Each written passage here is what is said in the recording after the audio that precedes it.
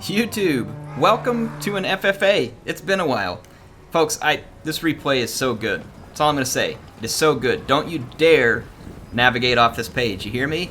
Stay here. I know it's not Dwarf Week anymore. It's Wood Elf Week, but I stink at Wood Elves, and it's taking me a while to get good replays. But this was expected. I knew Wood Elf Week was going to be tough. Anyway, I got a good FFA replay that I really have to show you all. Like, I have to show you all. And it's going to be focused around flame units for the dwarves, the flame cannon and the Irondrakes, both of which have gotten some considerable improvements over time in the game. Considerable improvements. Flame cannons have very good explosive damage, very nice rate of fire.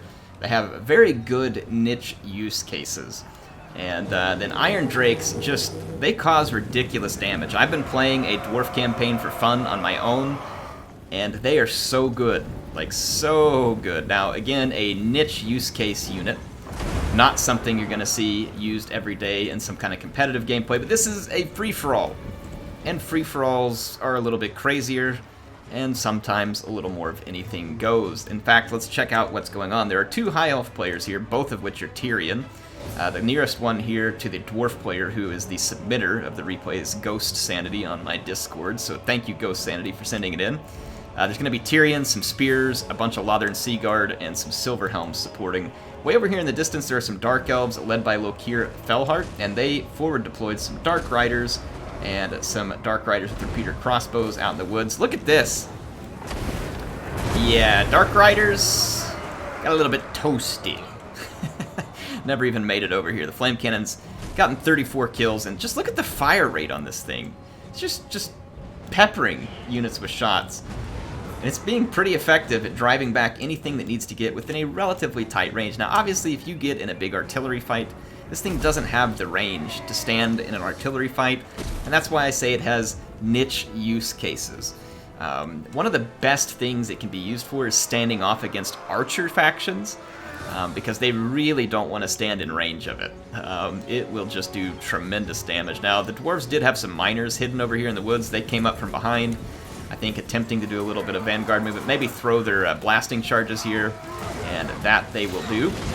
Getting a little bit of blasty blast out onto the Lothern Seaguard, but these miners are going to get dealt with pretty quickly, not able to stand on their own in this type of a fight, so the dwarves... Whoops. Sorry, I accidentally tapped out of the game. The dwarves are now ready to kind of stand their ground. Let's just check out some of this cinematic glory here. Look at the explosion damage on the flame cannon. Good grief. If you like Total War Warhammer 2 and you don't like this footage, I need you to leave me a comment and help us understand what's wrong with you. No, I'm just kidding. I'm sorry, I just enjoy this a lot.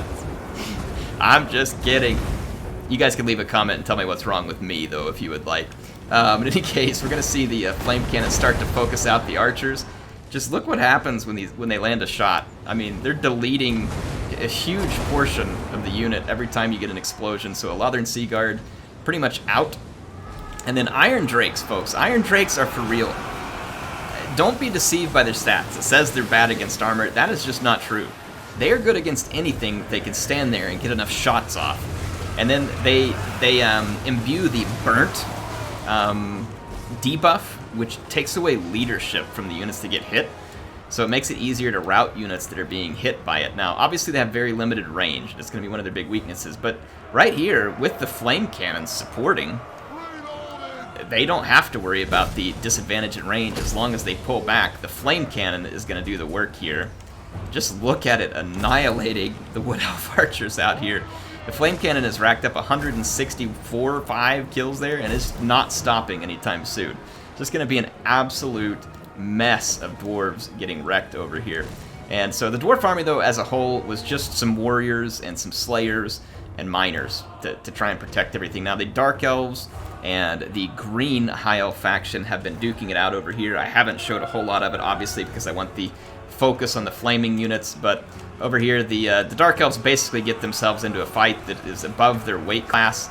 There were some Swordmasters of Hoeth present in some of these fights, and Swordmasters will just own this type of stuff for days. And I'm trying to remember where those units are at right now. Yeah, there's one of them engaged over here, one engaged here, So the Dark Elves are heavily overmatched. Tyrion is in here getting a beating put down on Lokir, which is weird because Lokir should be pretty decent versus an infantry lord. So yeah, he's getting beat down. There's a lot of archers, a lot of units here, so I feel like the High Elves in a very advantageous in the center of this tempo map here. The other High Elf player just got absolutely drowned in fire. Look at this, 228 kills on the Flame Cannon, 98 kills on one of the Irondrakes, and then this one over here, 64 kills.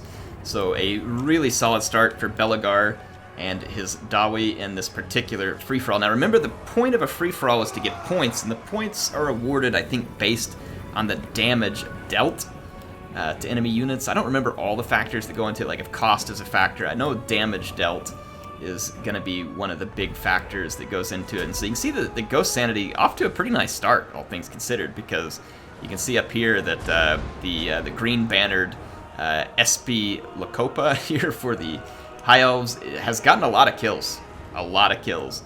And so it's still really only barely ahead in terms of the scoreboard. You can see the Dwarves here are going to use this defensive position. This is always a good idea when you have this type of artillery army. Use the terrain. You can see there's terrain here that keeps his flanks somewhat secure, so the Dwarf is trying to find a position to fire from. However, I think the more that you move like this with the Dwarves, you got to be careful of these terrain features, especially with a unit like Irondrakes that kind of requires a pretty flat arc of fire. This puts them in a position where there'll be very little good that they can do in that particular firing position. So you do need to be careful about their firing position. The Flame Cannon is going to go ahead and open fire here. A couple of clean misses. It is not a hit every time, but see right there where it landed in the middle of a crowd? Yeah, remember those kills? They just went up a lot. Like, a lot. It doesn't take much. You land a shot in a blob like that, it is going to be gruesomely effective. Dwarves are going to push some miners up here. This may be just like a distractionary thing in order to keep the elves back until they get repositioned, because you can see they're falling back, wanting to use this open ground a little. See all this flat area here in front of the rise and elevation?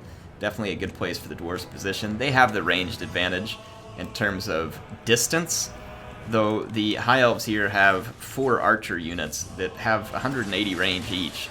So they do have considerable range, but in this kind of blocky formation, this is Flame Cannon bait. Do y'all remember Lord of the Rings? Was it Boromir that said, "This is folly. Not with 10,000 men can you do this." Like, you know, it's like, yeah. So this is folly. Don't be in a blocky formation in front of a flame cannon. Don't do it. Boromir's warning stands, folks. If I remember right, I think it was Boromir who did that. Let's go ahead and fast forward a little, get to the engagement. The High Elf players just kind of cleaning up what's left of the Dark Elves, and this happens a lot in these FFAs. You know, one player is going to take their time, clean up another, and everybody's, you know, doing their best to get the points and win for themselves. The last player standing, of course, gets a big bonus to points. And you can see here the Flame Cannon quickly jumping up another 40 kills, and this target is the Swordmasters of Hoeth, and that is a fantastic target. The Flame Cannon deals tremendous damage to infantry. You can see that the High Elf archers are going to set up on this hill. They have a great firing position, but that formation, oh gosh, it's beautiful. And then as the High Elf infantry approaches, again, look at the firing lines here. You've got Irondrakes kind of set up in these openings where they'll do less damage to their own troops. This is a really good positioning of the Irondrake right here, where it can fire through the opening without damaging its own troops too badly, because friendly fire is a thing. Just look at the sheer brutality. The damage there. 132 kills now on this unit, 144 kills over here. I mean, they just annihilated units of spearmen there on that open ground shot. Do not, I repeat, do not be in any sort of blocky formation around anything like this from the dwarves. The Flame Cannon finally ran out of ammunition. And thank goodness for the High Elves, there are no, like, gunnery whites or anything here for the dwarves, because that was 447 kills. Now, the Irondrakes now are going to start to get pressured. Here comes the Tyrion from the purple-bannered High Elf faction into the Irondrakes. There are a lot of archers now firing at the Irondrakes. So, is it over for them? Are they done? Well, they still got Slayer protection. They've still got infantry. doing a little bit of fighting. Look at this, the Iron Drake trying to fire over the top of its own cannon through its own infantry. You don't want to do that. They will mess up your own infantry bad. This is one of the major downsides to Iron Drakes, is their line of fire is very limited, and they will do tremendous friendly fire damage to your own units. Here we're going to see some Belegar versus Tyrion action. Now, Tyrion came to battle with a flaming sword, but folks, don't bring a flaming sword to a flamethrower fight, okay? If you're going to bring the flames, bring the flamethrower. You can see the Iron Drakes aggressively pushing forward here, looking for more kills. The benefit that they get, their armor is very high. They don't have shields, but they do have a lot of armor, and it will help against the onslaught of all these archers. And look, some of the archers are actually out of ammunition now as well. And let's check it out here and see if these Iron Drakes get a clean shot at these archers. Don't know whether they will, but if they do, it should destroy it. No, they're going to end up in melee. So the archers won't really do very good in melee because they just can't pierce the armor of the Iron Drakes. Now, let's look over here. This one firing into the side of the main fight where Tyrion's at, killing the remainder of the Swordmasters. Again, be careful of your own units. Here comes another Tyrion. You can see the Slayers here trying to get the archers off of the back of these Iron Drakes. The Iron Drakes really want to stay alive and do some more work. They've got about 300 plus kills between the two of them now, and then you had the 440 kills on the Flame Cannon, so it's starting to get pretty ridiculous. Got Tyrion now under fire from the Iron Drakes. A Lord standing still is very vulnerable to the Iron Drakes, so be aware of it. If they're on the move, less so. This Tyrion got his healing ability off, so he's regained a bunch of his hit points, and the dwarves have a fight on their hands. But look how quickly the points have turned around here. Now, of course, there are Slayers all over the place looking to get a hold of Tyrion and other units. The archers, there's a Lothern Sea Guard out here with quite a lot of ammunition. The Flame Cannon crew regrouped out there. Look at these Iron Drakes, though. Closes the distance, 263 kills. And these High Elf Sea Guards should be running for their lives, because if those Iron Drakes close the distance, it will be ugly. Look at Tyrion here, stops, and just takes a bath in flame. Absolutely takes a bath. It does a lot of damage, but you know, it's going to take a little more than that to take down a Lord. You're not just going to one-shot a Lord with the Iron Drakes. Not very easily. I don't know, maybe if it's Durthu, he wouldn't like that type of thing. But anyway, yeah, you can see the dwarves here putting on a desperate fight, trying to keep their units safe. There's even a few regrouped Dark Elf units that decide to come in.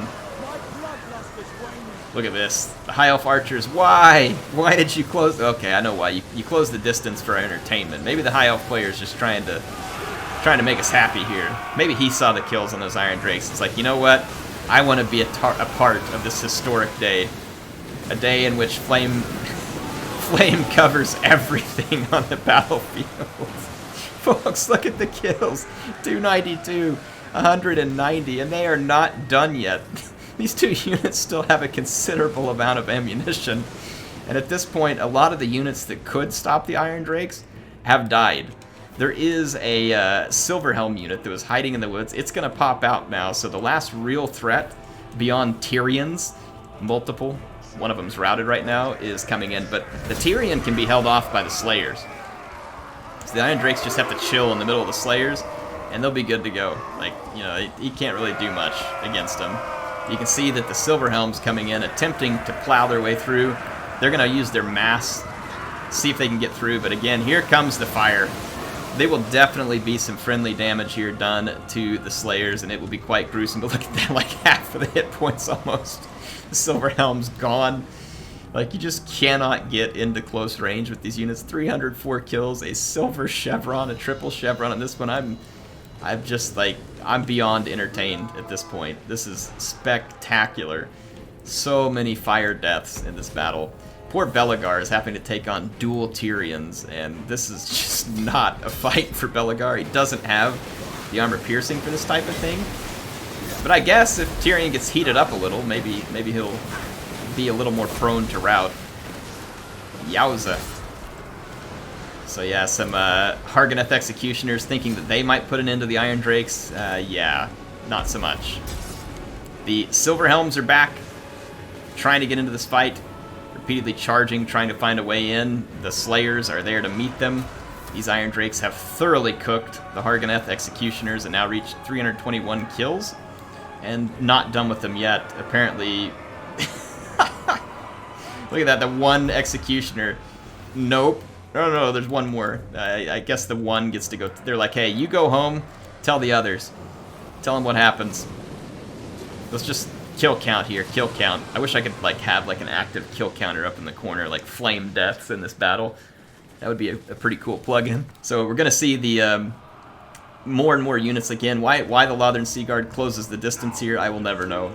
They must be shooting at, yeah, they're shooting at the Slayers and other units over here. They should definitely have been trying to get rid of the Iron Drakes. 368 kills, 209 kills.